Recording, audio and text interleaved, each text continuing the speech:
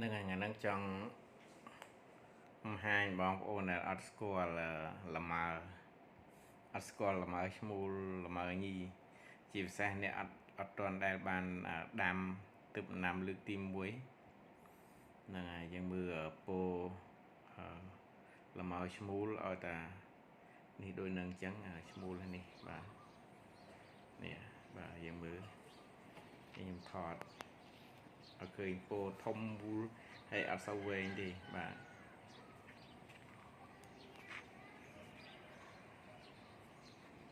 ចង់បង្ហាញឲ្យឃើញច្បាស់ហ្នឹងហើយខ្ញុំមាននៅមុខផ្ទះមានញីមានឈ្មោលហើយនេះខ្ញុំមកថតញីនេះគឺបានដូចជាមកទឹក2ទឹកដែរបាទខ្ញុំមានច្រើនពោមួយដើមនោះច្រើនហើយថតទូរស័ព្ទអត់សូវច្បាស់ហើយណែខ្ញុំហាយពោមួយពោដែលបញ្ចេញខ្លះទៅចេញមកពីដើមនោះបាទពោញីហ្នឹងគឺរាងវែងហើយមានពោក្តឹបហ្មងអត់ផ្កាដូចដែលខ្ញុំបង្ហាញសាមុននោះឈ្មោលហ្នឹងចេញមកប៉ោងសរីកគោះទៅហុយហ្នឹងឈ្មោលហើយដល់ពោរាងវែងហើយពេលដែលបែកទៅក្តឹបហ្នឹងគឺញីហើយ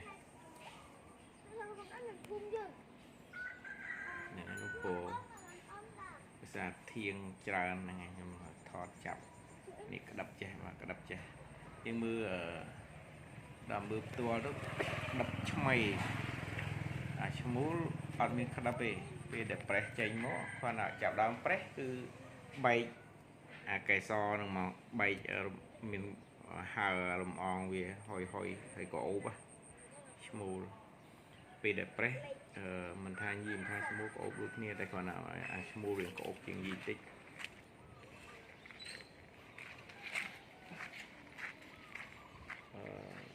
នៅមុខផ្ទះខ្ញុំមានឈ្មោលមានញីហ្នឹង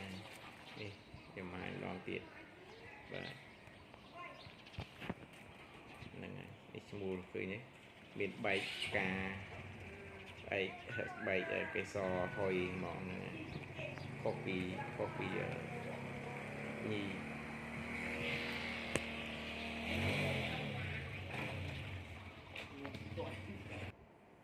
ហើយពោវាធំហើយរាងខ្លីកប៉ោង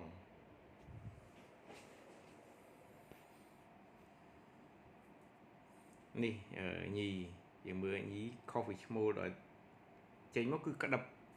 ស្មេតែម្ដងពេលដែលយើងប្រកាត់ដាក់លំអងឈ្មោលហើយបានមកយប់2យប់ហ្នឹងឡើងខៀវហើយឆ្មេឡើងពកធំរាងធំហើយលម៉ើដែលខ្ញុំដាំថ្មីទឹមផ្លែហ្នឹងនេះបានប្រហែលជា2ទឹកនេះក្តឹបហ្នឹងក្តឹបរាងធំហ្នឹងហើយផ្លែ10ធ្លាយហ្នឹងហើយនេះប្រហែលជា2ទឹកខ្ញុំថតហ្នឹងហើយចាប់ដើមក្តឹបចាប់ដើមក្តឹបកាន់វានៅមុខផ្ទះរៀងល្អអត់ដែលដាក់ជីផងអាងតែនៅផ្ទះវាមានជី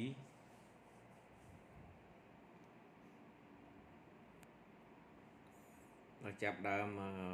ពោក្តឹបចឹងទៅបាននឹកឃើញចង់ដាក់ជីនេះពោឡើងច្រើនហ្នឹងហើយចេញដំណើរគ្នាដូចជា6ពោ4ពោ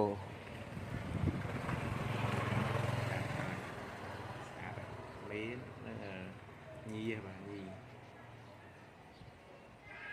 ចាំខុសពីឈ្មោល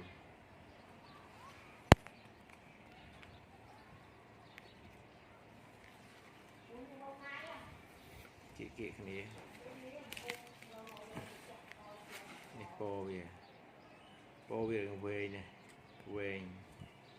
khâu bị smooth này smooth clay hay pong